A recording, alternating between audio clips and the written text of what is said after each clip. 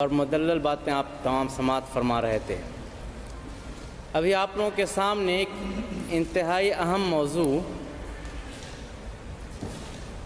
اس لحاظ سے یہ بہت اہم ہے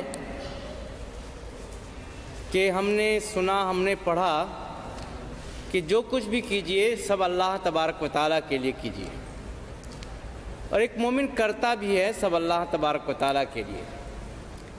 لیکن ابھی جو آپ تمام سننے جا رہے ہیں، کچھ اللہ کے لیے بھی کیجئے۔ میرا ظن غالب ہے کہ یہ صرف اس لیے کہ افسوس ہے کہ آج مسلمان اس دنیا میں رچ اور بس گیا ہے، دنیا کی چکا چوند میں یا دنیا کی حلاوت میں رچ اور بس گیا ہے، دنیا کی حلاوت سے محظوظ ہو رہا ہے، اور اللہ تبارک و تعالیٰ نے جس مقصد کے لیے بھیجا وہ مقصد بھول گیا ہے۔ لہذا یہ موضوع آج کا بہت ہی اہم ہے، ہمیں یہ جگانے کے لیے ہے کہ ہم کچھ اللہ تبارک و تعالیٰ کے لیے بھی کریں۔ کمانا دھمانا یا زندگی گزارنا بھی یہاں ضروری ہے، لیکن اس میں بھی اللہ تبارک و تعالیٰ کے لیے ہم اپنا وقت نکالیں، اور جو بھی کریں وہ اللہ تبارک و تعالیٰ کے لیے کرنے کی کوشش کریں۔ میں اس اہم موضوع کے لیے کچھ اللہ کے لیے بھی کیجئے جناب مولانا ابو القاسم مدنی صاحب کو دعوت سخن دیتا ہوں، اور آپ سے ادباً التماس کرتا ہوں کہ آپ آئیں اور اپنی بات رکھیں۔ آپ کا وقت ہوگا انشاءاللہ 35 سے 40 منٹ۔ جزاک اللہ خیر۔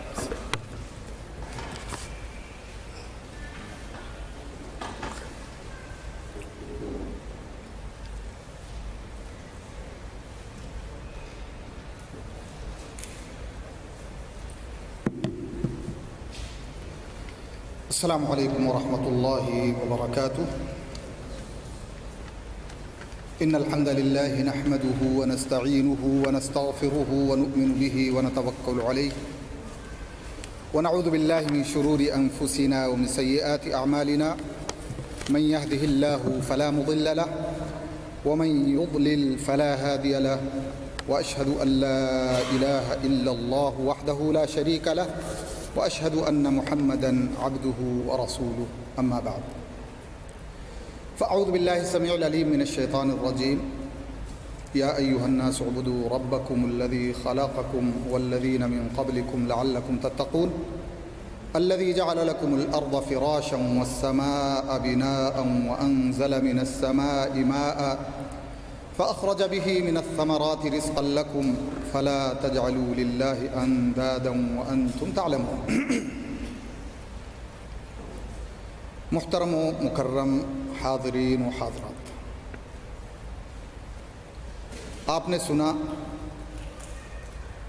جس عنوان کے تحت آپ کے سامنے کچھ ہمت کر رہا ہوں میں بولنے کی، کچھ اللہ کے لیے بھی کیجیے۔ اس عنوان پر اگر آپ غور کریں تو ایسا لگتا ہے کہ ہم جس معاشرے اور جس ماحول میں زندگی گزار رہے ہیں، ایسا کچھ ہو رہا ہے جو اللہ کے لیے نہیں ہو رہا ہے، یا بظاہر اللہ کے لیے ہو رہا ہے لیکن حقیقت میں اللہ کے لیے نہیں ہو رہا ہے۔ یہ ایک درخواست ہے، گویا ایک ریکویسٹ ہے کہ کچھ اللہ کے لیے بھی کیجیے۔ جس کی زندگی عام طور پہ آدمی جیسے سوچتا ہے کہ 60 سال 70 سال 80 سال تک زندگی ملے گی عموماً، تو جس کی زندگی یا جس کی عمر 20 سال 30 سال ہے اس سے بھی ریکویسٹ ہے، اور جس کی زندگی 30 سال 40 سال 50 ہے اس سے بھی ریکویسٹ ہے، لیکن دونوں میں فرق ہے۔ اگر زندگی کو یہ مقدر مان لیا جائے کہ 60 سال 70 سال تک انسان جیے گا، تو اس سے نوجوان سے کہا جا سکتا ہے کہ گرچہ آپ یہ سوچتے ہیں کہ آپ کو 50 سال 60 سال زندگی مل جائے گی، لیکن یہ ایک سوچنا ہے، ہو سکتا ہے کہ یہ سوچ غلط ہو جائے اور صحیح بھی ہو جائے، لیکن ہم کو یہ مان کر کے چلنا ہے کہ آج صبح ہوئی تو ہو سکتا ہے شام نہ ہو، اور شام ہو گئی تو ہو سکتا ہے صبح نہ ہو، تو یہ مان کر کے ہم کو چلنا ہے، اور اس سوچ کے ساتھ ہمیں اللہ کے لیے بھی کچھ کرنا ہے۔ سوال یہ ہے کیوں اللہ کے لیے ہم کریں اور کیا کریں؟ تو سب سے پہلی چیز یہ ہے کہ ہم اس دنیا میں وجود میں آئے، اللہ نے ہمیں وجود بخشا، جیسا کہ اللہ رب العالمین نے سورہ انسان کے اندر فرمایا کہ هل أتى على الإنسان حين من الدهر لم يكن شيئا مذكورا،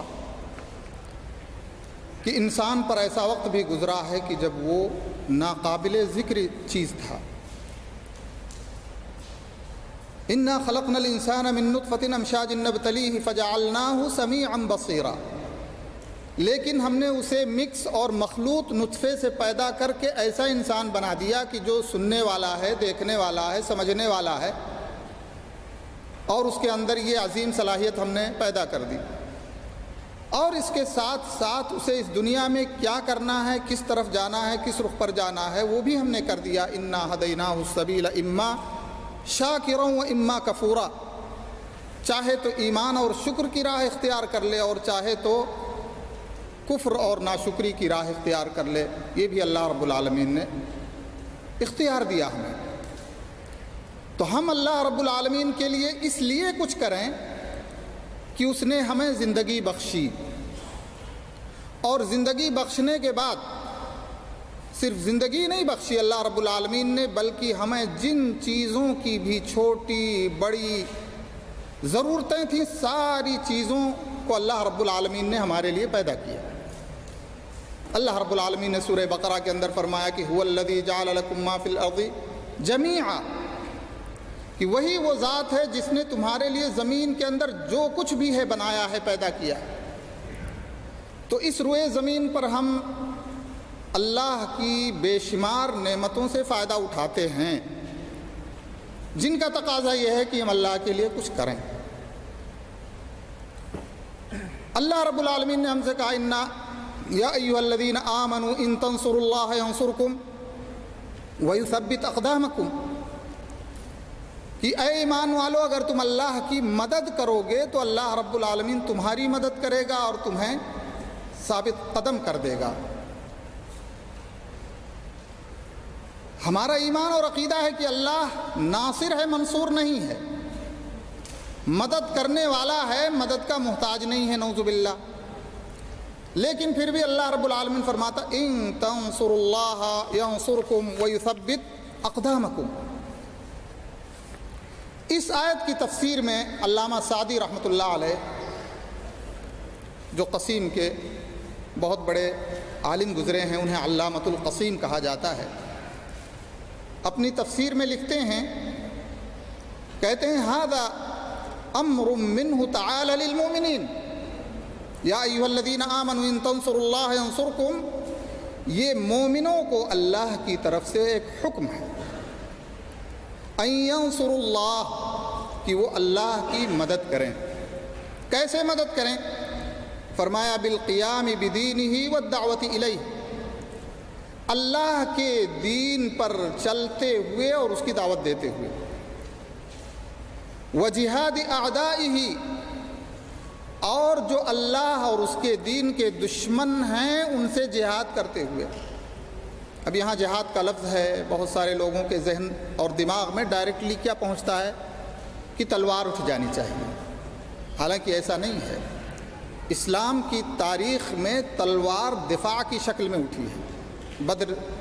غزوہ بدر لے لیجئے، غزوہ خندق لے لیجئے، یہاں سے کچھ لوگ جو ہے جہاد اعداء اللہ، اللہ کے دشمنوں سے جہاد کو لے کر کے اسلام کو دہشت گردی سے جوڑتے ہیں، جو 100% غلط ہے، اور ہم مسلمانوں کو اپنے کردار سے، اپنے اخلاق سے، اپنے اعمال سے اس بات کو ثابت کرنا چاہیے کہ اس کا مطلب یہ نہیں ہے جو دشمنان اسلام دنیا کے سامنے پیش کرتے ہیں کہ اسلام ایک قتل و خون ریزی کرنے والا دین اور مذہب ہے، نہیں۔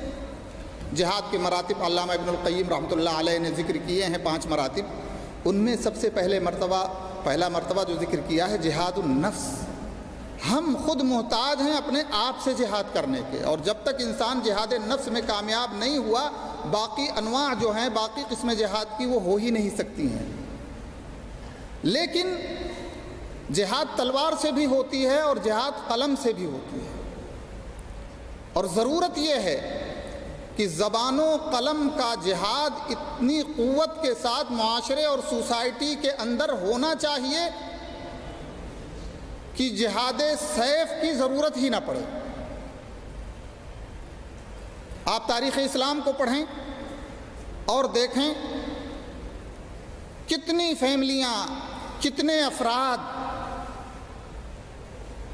مسلمان ہو گئے، پورا خاندان کا خاندان مسلمان ہو گیا، لیکن اس کے پیچھے کیا چیز کار فرما تھی؟ اس کے پیچھے ہمارا کردار، ہمارا اخلاق۔ اور آج کے دور میں بھی ایک غیر مسلم ہمیں یہ طعنہ دیتا ہے اگر ہم جھوٹ بولتے ہیں کہ مسلمان ہو کے جھوٹ بولتے ہو، یعنی اس کے ذہن و دماغ میں بھی ہے کہ اسلام جھوٹ کا سخت مخالف ہے اور اسلام پر عمل کرنے والے جھوٹ کبھی بولتے نہیں ہیں۔ لیکن آج اگر ہم دیکھیں اپنے معاشرے کو، اپنی سوسائٹی کو، تو اپنے معاشرے، اپنے سوسائٹی میں اگر یہ بات سخت نہ مانیں آپ تو مشکل ہو جاتا ہے کہ کسی ایسے آدمی کو نکالا جائے جو سچائی میں مشہور ہو، سچائی میں مشہور ہو۔ جبکہ ہمارے پیارے نبی صلی اللہ علیہ وآلہ وسلم کا جو لقب مشہور تھے دو، صادق اور امین، صادق اور امین، اور دشمنوں نے بھی گواہی دی کہ یہ شخص کبھی جھوٹ نہیں بولتا، سچائی اس کی رگ رگ میں بھری پڑی ہے، اور یہ کبھی خیانت نہیں کرتا، کسی کے ساتھ دھوکہ نہیں کرتا۔ مگر افسوس کی بات ہے کہ جس نبی کا لقب صادق و امین پڑا، اس نبی کی امت اس وقت اس لقب سے کافی دور ہے، کافی دور ہے، چاہے خواص ہوں یا عوام ہوں، پڑھے لکھے ہوں، الا من رحم اللہ، یہ مرض سب کے اندر سرایت کر گیا ہے۔ تو کہتے ہیں جہاد اعدائہ، اگر ضرورت پڑے تو دشمنان اسلام سے جہاد بھی کیا جائے تو یہ اللہ کی مدد ہوگی۔ وَأَن يَقْصُدُوا بِذَلِكَ وَجْهَ اللَّهِ، اور یہ تمام کام صرف اور صرف اللہ کی رضا اور اس کو خوش کرنے کے لیے ہونے چاہیے، دنیا کا کوئی مقصد نہیں، شہرت نہیں، مال نہیں، کچھ بھی نہیں، ورنہ پھر معاملہ غلط ہو جائے گا اور پھر اللہ کے لیے نہیں ہوگا۔ وَأَن يَقْصُدُوا بِذَلِكَ وَجْهَ اللَّهِ فَإِنَّهُمْ إِذَا فَعَلُوا ذَلِكَ نَصَرَهُمْ، تو اگر اللہ کے بندے ایسا کرتے ہیں تو اللہ رب العالمین، اللہ تعالیٰ نے فرمایا ان تنصروا اللہ ینصرکم، تو اللہ ان کی مدد کرے گا۔ پتہ یہ چلتا ہے آج ہماری مدد نہیں ہو رہی پوری دنیا میں، آپ نظر ڈالیے، ہر جگہ آپ دیکھیے کیا ہو رہا ہے، ہماری مدد نہیں ہو رہی، ذلت و رسوائی کا معاملہ ہے۔ لیکن اللہ نے فرمایا ان تنصروا اللہ، جب اللہ کے دین پر چلو گے، اس کی دعوت دو گے، تو اللہ رب العالمین تمہاری مدد کرے گا۔ وثبت اقدامہم، اور ہمارے قدم اللہ رب العالمین مضبوط کر دے گا۔ تو اس سے پتہ یہ چلتا ہے کہ ہمیں اللہ رب العالمین کے لیے بہت کچھ کرنا ہے جو نہیں کر پا رہے ہیں۔ اور یہاں ایک بات میں آپ کے سامنے رکھوں کہ اللہ رب العالمین کے لیے ہمیں ایک تو اللہ کے دین کی خدمت کے لیے کرنا ہے، جس کے بہت سارے راستے اور بہت سارے طریقہ کار ہیں، اور آپ یقین مانیے ہم دراصل اس دنیا میں پیدا کیے گئے ہیں کہ یہاں سے رخصت ہونے کے بعد زندہ رہیں، مرنے کے بعد ہم زندہ ہوں تو ہم باکمال انسان ہیں۔ اسی لیے کسی نے کہا ہے، شاعر نے، کہ موت اس کی ہے کرے جس پہ زمانہ افسوس، یوں تو دنیا میں سبھی آتے ہیں مرنے کے لیے۔ اور کسی عربی شاعر نے کہا کہ وَكُن رَجُلًا إِنْ أَتَوْا بَعْدَهُ وَكُن رَجُلًا إِنْ أَتَوْا بَعْدَهُ يَقُولُونَ مَرَّ وَهَذَا الْأَثَرُ، ایسا انسان بنو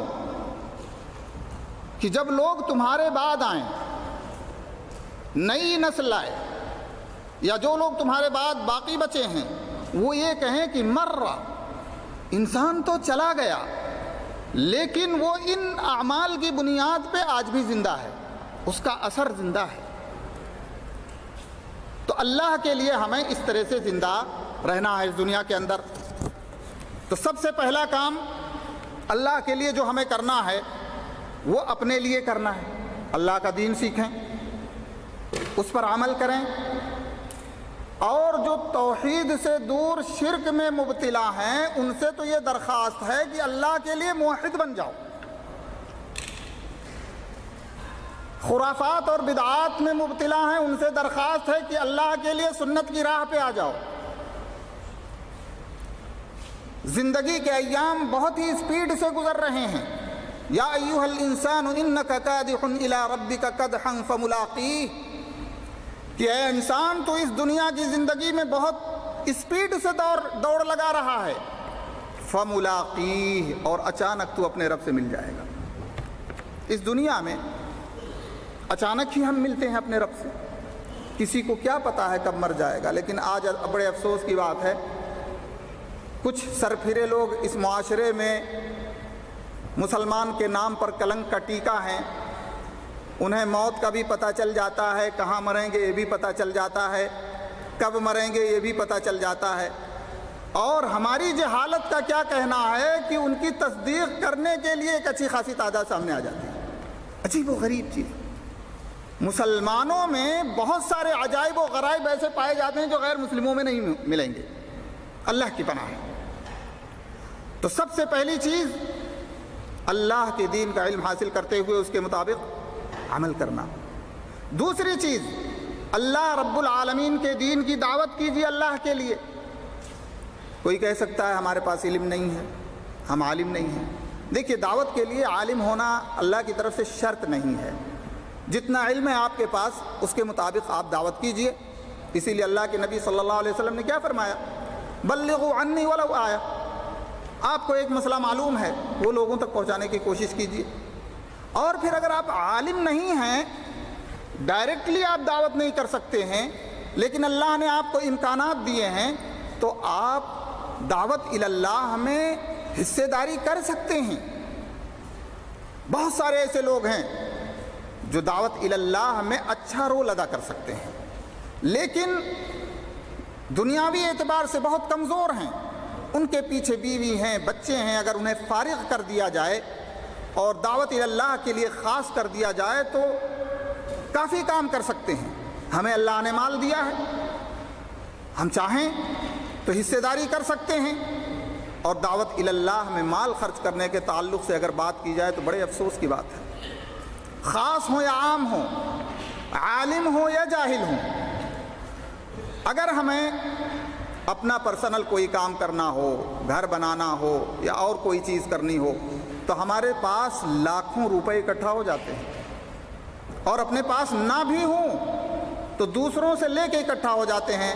لیکن اگر مسجد بننی ہو یا کسی مدرس، کسی امام کی کفالت کرنی ہو اور اس کے لیے درخواست کی جائے تو بڑی مشکل سے کچھ نکلتا ہے، اور وہ بھی مہینے میں ادا نہیں ہو پاتا ہے، بیلنس بنا رہتا ہے۔ یہ ہماری قربانی ہے۔ تو اس طرح کی قربانی سے پھر ہم ان مقامات کو جن کا وعدہ اللہ رب العالمین نے کیا ہم کیسے پہنچ پائیں گے؟ اسی لیے اپنوں میں اور غیروں میں دعوت دینے کے لیے اللہ کے نبی صلی اللہ علیہ وسلم نے حضرت علی بن طالب رضی اللہ تعالی عنہ سے فرمایا تھا کہ لَأَن يَهْدِيَ اللَّهُ بِكَ رَجُلًا وَاحِدًا خَيْرٌ لَكَ مِنْ حُمُرِ النَّعَمِ، کہ اللہ رب العالمین اگر تمہارے ذریعے ایک آدمی کو ہدایت دے دے، اور یہ ہدایت غیر مسلم کے اسلام قبول کرنے کی شکل میں بھی ہو سکتی ہے، اور نام نہاد مسلمان کے جو شرک میں ڈوبا ہوا ہے، بدعتوں میں ڈوبا ہوا ہے، اس کے شرک اور بدعات کو ترک کر کے توحید اور سنت کی راہ پر آ کر کے بھی ہو سکتی ہے، اور دونوں میدان میں ہم کو کام کرنا ہے۔ ہمارے ایک دوست تھے، وہ اپنا جب تعارف کرایا کرتے تھے تو کہتے تھے کہ نو مسلم فلاں، حالانکہ وہ خاندانی مسلمان گھر میں پیدا ہوئے، لیکن وہ اپنا تعارف نو مسلم فلاں کہتے تھے۔ سوء اتفاق کی ان کی جو پیدائش ہوئی تھی وہ ایسے گھرانے میں ہوئی تھی جو قبر پرستی کا شکار تھے۔ بہرحال اللہ نے انہیں توحید سنت کی دعوت دی۔ تو آج ہمارے معاشرے میں ایسے بہت سارے افراد ہیں جو اپنے آپ کو مسلمان سمجھتے ہوئے بھی اسلام سے دور ہیں۔ ان کو شرک سے نکالنا ہے اور توحید کی طرف لانا ہے، بدعات سے نکالنا ہے، سنت کی طرف لے کے آنا ہے۔ اس سلسلے میں اللہ نے ہم کو اگر مال دیا ہے تو ہم کتابیں توحید و سنت پر اور مختلف موضوعات پر مبنی کتابیں خرید کر کے معاشرے اور سوسائٹی میں لائبریریوں میں رکھ سکتے ہیں۔ بڑے راستے ہیں، لیکن ہمیں سوچنا چاہیے، جب تک فکر نہیں پیدا ہوگی تب تک ہم ایسا نہیں کر سکتے ہیں۔ تو اس لیے جو ہے ہمیں اس طرف دعوت دینی ہے، دعوت اللہ کی طرف۔ لیکن اصل موضوع جس طرف میں آپ کو لانا چاہتا ہوں وہ یہ ہے میرے بھائیوں کہ ایک حدیث اللہ کے نبی صلی اللہ علیہ وآلہ وسلم کی جو حدیث قدسی ہے، اور ٹائم بہت مختصر ہے اس لیے بہت اسپیڈ سے میں گزرنے کی کوشش کروں گا، لیکن وہ حدیث سناؤں آپ کے سامنے اور اسی سے آپ کو پس منظر معلوم ہو جائے گا کہ میں کس طرف آپ کی توجہ مرکوز کرنا چاہتا ہوں۔ دیکھیں، آپ نماز پڑھیں گے، روزہ رکھیں گے، حج کریں گے، ہے نا، زکوٰۃ کو چھوڑ کر کے، ان تمام چیزوں کا بینیفٹ آپ کے لیے خاص ہے۔ نماز کا فائدہ آپ کے لیے پرسنل ہے، روزوں کا فائدہ آپ کے لیے پرسنل ہے، حج کا فائدہ آپ کے لیے پرسنل ہے۔ ہاں، زکوٰۃ ہے تو زکوٰۃ آپ نکالیں گے تو اللہ کے بندوں تک پہنچے گی۔ آپ اگر غور کریں گے، علماء اور فقہاء کی کتابوں کو پڑھیں گے تو علماء اور فقہاء نے اس بات کو ترجیح دی ہے کہ وہ عمل جس کا فائدہ متعدی ہو، یعنی آپ کو بھی فائدہ ملے لیکن دوسروں کو بھی اس کا فائدہ ہو، وہ عمل افضل ہے اس عبادت، نفلی عبادت سے جو آپ تک مرکوز ہو۔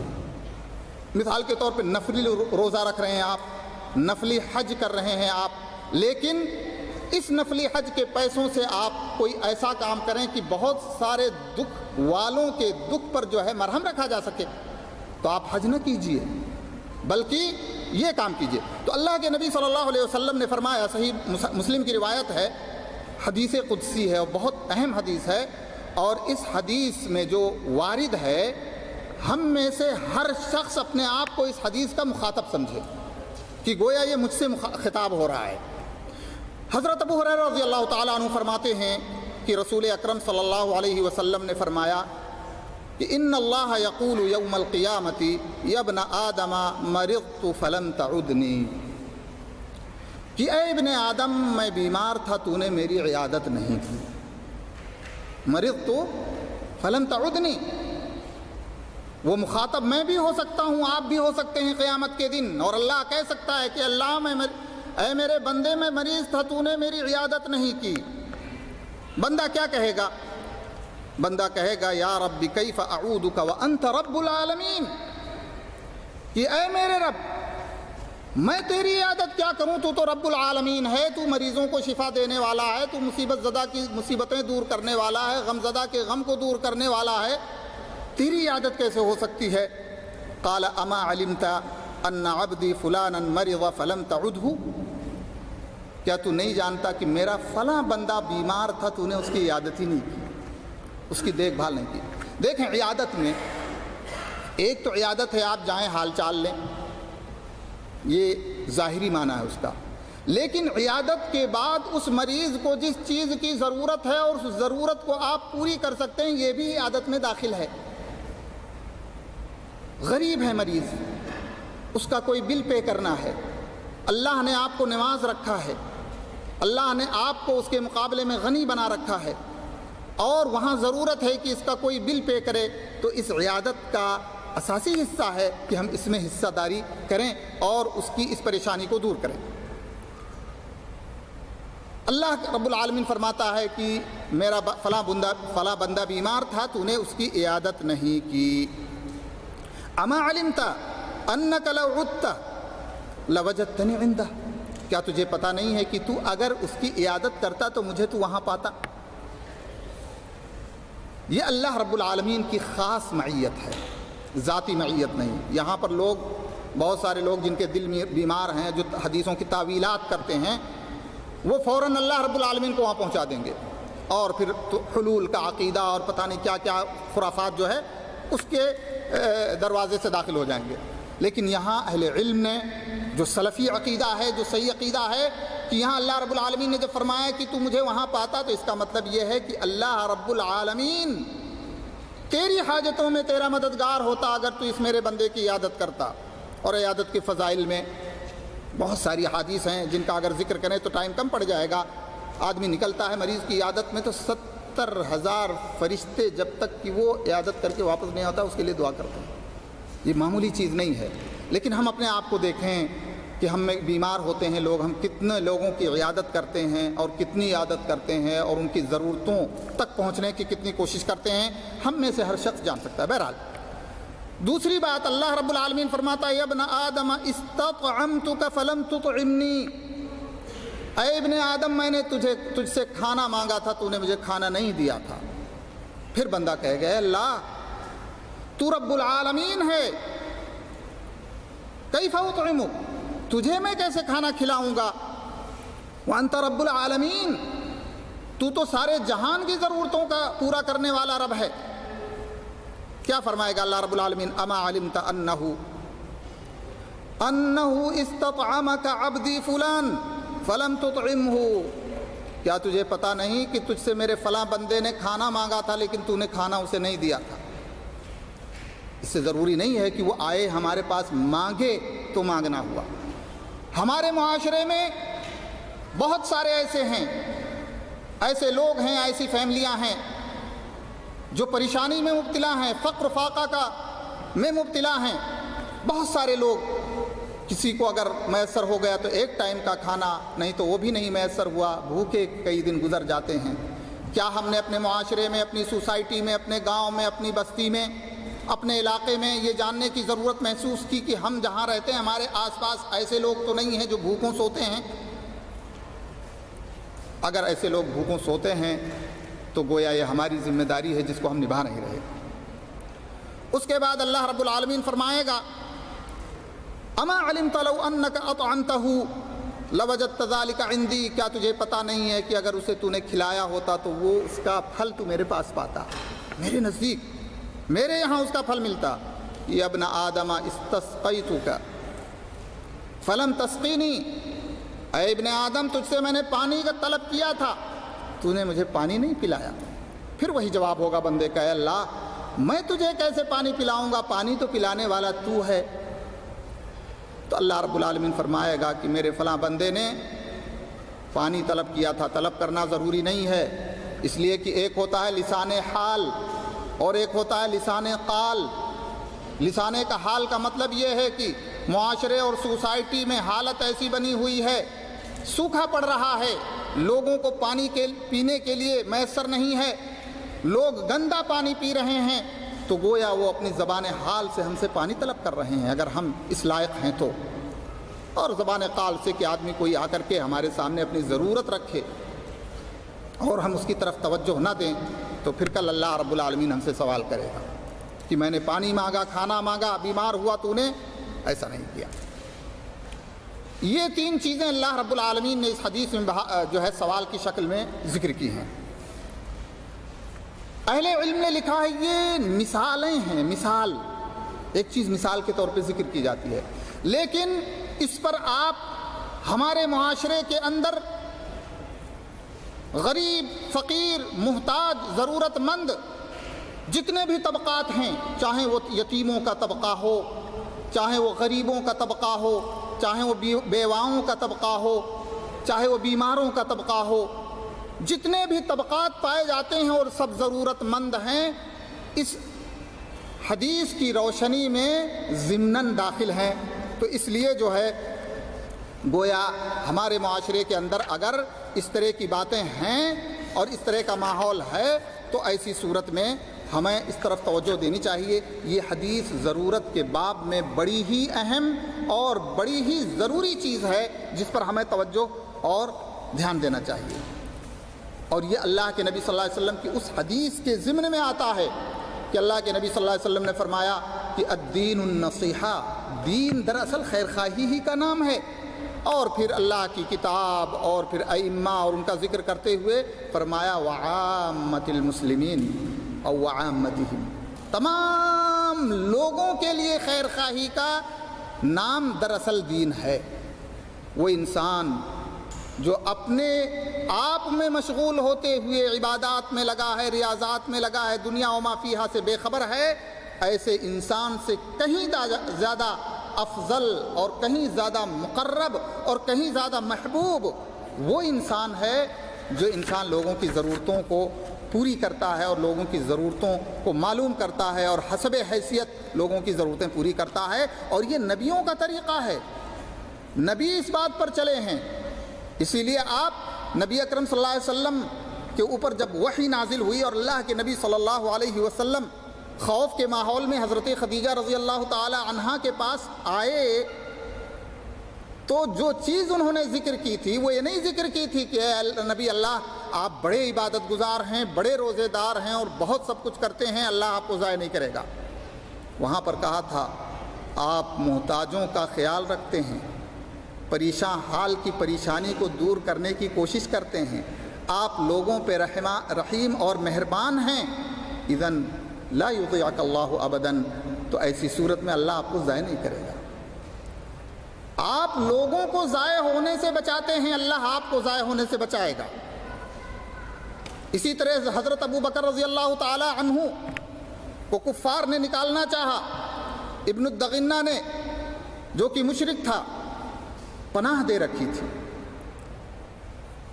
تو اس نے کیا کہا کہ ان مثلک لا یخرج، آپ جیسا شخص نہیں نکل سکتا اس شہر اس بستی سے، ولا یخرج، اور نہ نکالا جا سکتا ہے، نہ آپ خود نکلیں گے نہ آپ کو کوئی نکال سکتا ہے، فإنک تکسب المعدوم، پریشان حال کے لیے آپ کوشاں رہتے ہیں، محنت کرتے ہیں، جس کے پاس کچھ نہیں ہے اس کے لیے آپ سہارا بنتے ہیں، وتصل الرحم، اور رشتے جوڑتے ہیں، وتحمل الکل، اور بوجھ اٹھاتے ہیں آپ، وتقری الضیف، اور مہمانوں کی مہمان نوازی کرتے ہیں، وتعین علی نوائب الحق، اور حق کے راہ میں آپ جو ہے لوگوں کی مدد کرتے ہیں۔ اللہ کے نبی حلف الفضول، کس چیز پر حلف الفضول ہوا تھا؟ ابھی اللہ کے نبی صلی اللہ علیہ وسلم نبی بھی نہیں ہوئے تھے لیکن شریک ہوئے تھے، حلف الفضول میں بہت اہم رول تھا اللہ کے نبی صلی اللہ علیہ وسلم۔ کس بات پہ حلف الفضول تھا؟ کہ مظلومین کی مدد کی جائے گی، مظلوم کے ساتھ کھڑا ہونے کا ایک عہد نامہ تھا حلف الفضول، جس میں اللہ کے نبی صلی اللہ علیہ وسلم پیش تھے۔ اس لیے میرے بھائیوں، ہمارا معاشرہ مختلف ضرورتوں میں مبتلا ہے، مختلف ضرورتیں ہیں اس کی۔ اگر معاشرے پر نظر ڈالیں تو بھائی بھائی سے متنفر، بیوی شوہر سے متنفر، اور دوست دوست سے متنفر، ایک دوسرے کے درمیان اختلافات، نفرتیں، ساری چیزیں ہیں، جس کا تقاضا یہ ہے کہ ہم معاشرے کے اندر اصلاح ذات البین کو زندہ کریں، اصلاح کی کوشش کریں۔ جہاں بھی ہمیں پتہ چلے کہ اختلافات ہیں، دوریاں ہیں، نفرتیں ہیں، ان نفرتوں کو ختم کرنے کی کوشش کریں۔ آپ یقین مانیے اس معاشرے کا اگر ہر فرد اس مہم اور اس ذمہ داری کو اٹھا لے تو اختلاف پایا ہی نہیں جائے گا، اس لیے کہ جو خود اصلاح کی کوشش کرے گا وہ اختلاف کی صورت میں کہاں جائے گا۔ اس سلسلے میں بہت ساری حدیثیں ہیں، آیت بھی ہے، لا خیر فی کثیر من نجواہم الا من امر بصدقۃ او معروف او اصلاح بین الناس۔ اللہ رب العالمین نے فرمایا، چند چیزوں کا ذکر کیا کہ ان سے بہتر وہ چیزیں کوئی چیز ہو ہی نہیں سکتی ہے، اس میں اصلاح ذات البین کا، کہ اصلاح کی جائے اور کوشش کی جائے۔ اسی طرح سے اللہ کے نبی صلی اللہ علیہ وآلہ وسلم نے فرمایا، ان افضل الصدقۃ اصلاح ذات البین، بہت بہترین صدقہ ہے باہمی اصلاح کرنے کا، باہم ایک دوسرے کے درمیان اصلاح کرنے کا۔ اللہ کے نبی صلی اللہ علیہ وآلہ وسلم نے فرمایا، الا اخبرکم بافضل من درجۃ الصیام والصلاۃ والصدقہ؟ قالوا بلی یا رسول اللہ، قال اصلاح ذات البین۔ اللہ کے نبی صلی اللہ علیہ وسلم نے فرمایا، ابو الدرداء راوی ہیں، کہتے ہیں کیا میں تمہیں اس بات کی خبر نہ دے دوں کہ ایک ایسا عمل ہے جو صیام، صلاح اور صدقہ، لیکن جب یہ صیام، صلاح اور صدقہ ذکر کیے جائیں گے تو نفلی صیام، نفلی صلاح، اس لیے کہ وہ فرض تو فرض ہیں، بہرحال ان سے افضل کوئی بات میں تمہیں نہ بتاؤں؟ کہتے ہیں بلا یا رسول اللہ، اللہ کے رسول ضرور بتائیں۔ اللہ کے نبی صلی اللہ علیہ وسلم فرمایا، اصلاح ذات البین، ایک دوسرے کے درمیان اصلاح کرنا، جڑے روٹھے ہوئے دلوں کو جوڑ دینا اور متفرق لوگوں کو اکٹھا کر دینا، یہ بہت بڑے فضل کی بات ہے۔ اسی طرح سے بہت ساری روایتیں ہیں لوگوں کی ضرورتیں پوری کرنے کے تعلق سے اللہ کے نبی صلی اللہ علیہ وسلم فرمایا المسلم اخو المسلم. یہ تصور دیا کہ کسی بھی خاندان، کسی بھی کنبے، کسی بھی نسل کا ہو، اگر مسلمان ہے تو تمہارا بھائی ہے. اور کہتے ہیں کہ اسلام کا رشتہ نسب کے رشتے پر بھاری ہونا چاہیے. اور جن لوگوں کے دل میں اسلام کی محبت ہے، آپ دیکھیں گے اپنا سگا بھائی ہوگا اس سے اتنی محبت نہیں ہوتی ہے جتنی محبت ایک غیر سگے بھائی سے ہوتی ہے اسلام کی بنیاد پہ، کہ وہ ہمارا مسلمان بھائی دین پر ہے، دین سے محبت کرتا ہے، دین دار لوگوں کے ساتھ رہتا ہے. اس کی محبت آٹومیٹکلی، اگر ہمارا ایمان صحیح ہے، صادق ہے، سچا ہے، تو محبت پیدا ہو جاتی ہے. تو اللہ کے نبی صلی اللہ علیہ وسلم فرمایا کہ مسلمان کا بھائی ہے، لا یظلمہ، کبھی ظلم نہیں کرتا، ولا یسلمہ، اور نہ اس کے اوپر ظلم ہونے دیتا ہے، خود بھی ظلم نہیں کرتا اور کسی اور کو ظلم کرنے نہیں دیتا. اگر ہم یہاں آ کر کے دیکھیں کہ ظلم کرنے نہیں دیتا تو ہمارا معاشرہ کراہ رہا ہے اس چیز سے. ہماری آنکھوں کے سامنے ظلم ہوتا ہے لیکن ہم سامنے نہیں آتے. کبھی خاندان، کبھی کوئی چیز، کبھی اپنی دنیاوی مصلحت حائل ہو جاتی ہے، جاننے کے باوجود کہ انسان مظلوم ہے، لیکن ہم حق کی آواز اور انصاف کی آواز بلند نہیں کرتے ہیں. ہمارے ایمان کا تقاضا ہے کہ کوئی بھی ہو، اگر ہم ظالم کو اس کے ظلم سے روک سکتے ہیں تو اللہ کے نبی صلی اللہ علیہ وسلم نے فرمایا انصر اخاک ظالما او مظلوما. ظالم کی مدد یہ ہے کہ اس کو ظلم سے روک دیا جائے، اور مظلوم کی مدد یہ ہے کہ اس پر ظلم نہ ہونے دیا جائے. من کان فی حاجت اخیہ کان اللہ فی حاجتی. جو اپنے بھائی کی ضرورتیں پوری کرنے میں رہے گا تو اللہ رب العالمین اس کی ضرورتیں پوری کرے گا. 5 منٹ ٹائم اور بچا ہے. ویسے مجھے تو یہ کہا گیا تھا کہ 45 سے 50 منٹ ہے، لیکن شاید وقت تنگ ہو گیا، لیکن کوئی بات نہیں ہے. بہرحال میں اختصار کے ساتھ جو ہے بات آگے بڑھاتا ہوں. تو اللہ کے نبی صلی اللہ علیہ وسلم فرمایا کہ جو ہے کسی مسلم کی ضرورت میں ہوگا تو اللہ اس کی ضرورت میں ہوگا. ہم کسی کی ضرورت پوری کریں گے اللہ کے لیے، اللہ ہماری ضرورت پوری کرے گا، اور اس پر ہمارا پورا یقین ہونا چاہیے. اور جن کا یقین ہے اس چیز کے اوپر، ان کی زندگی میں ایسے حالات ضرور آئے ہوں گے کہ انہوں نے اگر کسی کی مدد کی ہوگی تو اللہ رب العالمین نے اس سے بڑی مدد کی ہوگی، اگر اس کے ذہن و دماغ میں سوچنے کی صلاحیت اور اس چیز کو دیکھنے کی قوت اور صلاحیت ہوگی. وَمَنْ فَرَّجَ عَنْ مُسْلِمٍ قُرْبَةً فَرَّجَ اللَّهُ بِهَا قُرْبَةً مِنْ قُرَبِ يَوْمِ الْقِيَامَةِ. جو کسی کی مصیبت، کسی کی پریشانی، کسی کی تکلیف دور کرے گا تو اللہ رب العالمین قیامت کے دن اس کی تکلیف، کی پریشانی دور کرے گا. کتنا بڑا سرپرائز ہے، کتنا بڑا انعام ہے. دنیا میں ممکن ہے لوگوں کی پریشانیاں دور کرنا، لیکن قیامت میں کون کس کی پریشانی دور کرے گا؟ یوم یفر المرء من اخیہ وامہ وابیہ وصاحبتہ وبنیہ. کوئی کسی کی مدد نہیں کرے گا. اس دن اس بھائی کی یا چند بھائیوں کی پریشانی دور کرنے کی برکت سے اللہ تعالیٰ قیامت کے دن ہماری پریشانی دور کرے گا. ومن ستر مسلما سترہ اللہ یوم القیامہ. اور جو کسی مسلم کی ستر پوشی کرے گا اللہ تعالیٰ اس کی ستر پوشی قیامت کے دن کرے گا. ہمارا عمل اس کے برعکس ہے. ہم ستر پوشی کے بجائے ہم تو محفلوں کے اندر اور کہاں جو ہے بالکل ننگا کرنے کی کوشش کرتے ہیں. تو اگر کسی نے کسی کو ننگا کیا ہے تو قیامت کے دن وہ ننگا ہو جائے گا. الجزاء من جنس العمل، جیسا کرے گا انسان ویسا ہوگا. اسی طرح سے بہت سارے لوگ ضرورت مند ہیں، غریب ہیں، محتاج ہیں، ان کو قرض کی ضرورت ہے، پیسے نہیں ہیں، بیمار ہیں، ان کو علاج میں قرض کی ضرورت ہے. قرض حسن دینا چاہیے. یہ بہت بڑی فضیلت کی بات ہے. اللہ کے نبی صلی اللہ علیہ وسلم فرماتے ہیں تلقت الملائکۃ روح رجل ممن کان قبلکم فقالوا.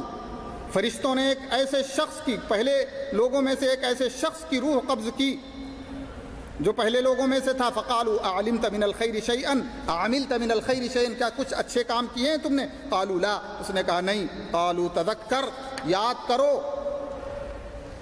تو کیا کہے گا؟ کنت اداین الناس فآمر فتیان ان ينظروا المعسر وتجوزوا عن الموسر.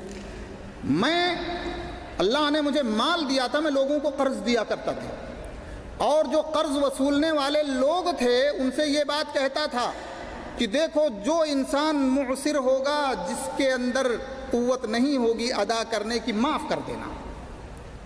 قال اللہ عز وجل، اللہ رب العالمین کہے گا اس کو بھی معاف کر دو، اس کو بھی معاف کر دو. تو یہ بہت بڑی فضیلت ہے میرے بھائیوں. اب وقت بہت کم ہے، 2 منٹ میں سمیٹ لیتا ہوں موضوع کو. اسی طرح سے بیواؤں کی مدد، مسکینوں کی مدد. اللہ کے نبی صلی اللہ علیہ وسلم فرمایا الساعی علی الارملۃ والمسکین کالمجاہد فی سبیل اللہ.